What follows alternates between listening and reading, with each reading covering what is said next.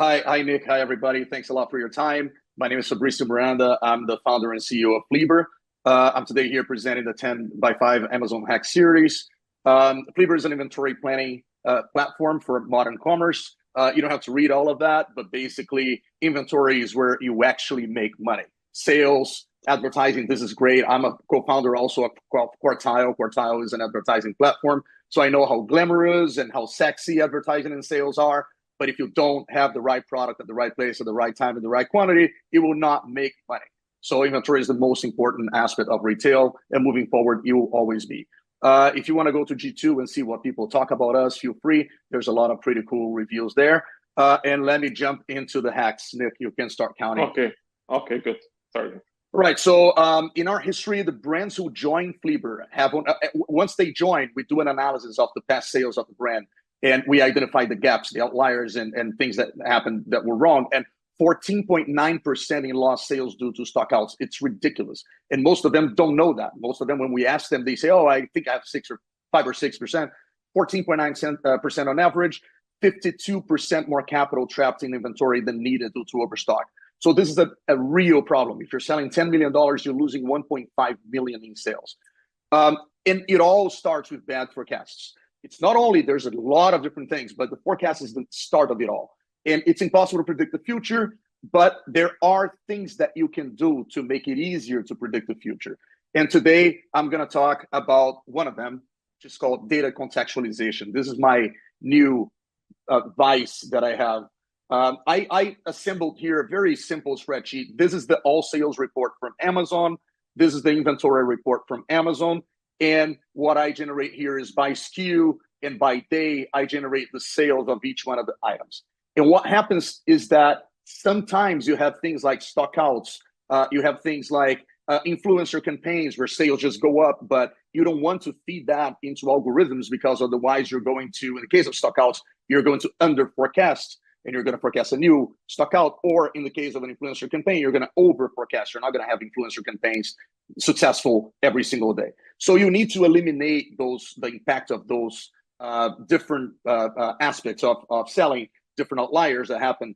You have tools like Flieber that do that automatically. I'm going to show a little bit about that. But if you want to do in Excel, you can do something like this. This is the actual sales. So I just create a new tab inside of the same spreadsheet where each day, when I used to manage a brand, our team used to go there and used to manually adjust the sales. You see here that we changed to 27 from a different sales on this day. And you see here that we changed to 8 from a different sales on this day. This is very manual. So as I said, systems are able to automate a lot of that. But if you don't want to use a system or you can't use a system, you can do that in your spreadsheet. By doing that, just by doing the correction of the past sales and using exactly the same forecasting process that you have today, you have a Fabricio, 40%. we cannot see your sheets if you're showing them. I am showing them, and I tested everything before. All right. Anyways, let me do it again. I tested all the things before. Okay. I think you can see it now, right? Yeah, we can see it now. Okay, great. So basically what I said was I have the sales orders report. I have the inventory report. I create a daily sales spreadsheet. And then I manually update each day. This is the result of a bunch of days, but basically imagine that here you're updating only tomorrow, or only yesterday, with whatever you want to adjust in sales. Just by doing that, you have a 40% increase in precision of forecasts. A lot of people think that the forecast is about predicting the future. It's not. It's about having the right past data. If you have the right past data, predicting the future becomes a lot easier. So if you have stockouts, if you have influencer campaigns, price changes, anything that, like listing suspensions, anything that changes the sales pattern, you don't want to feed that into any algorithm. Even if it's a machine learning algorithm, it's not going to have a good result. So here's an example. You can see this product here. The raw sales say that we have 34 days of stock and we need 353 products, but the adjusted sales tell you that we have 25 days of stock and we need 696. So just by adjusting the past sales, I'm able to be in stock, because if I do this, I'm going to be out of stock again of this product.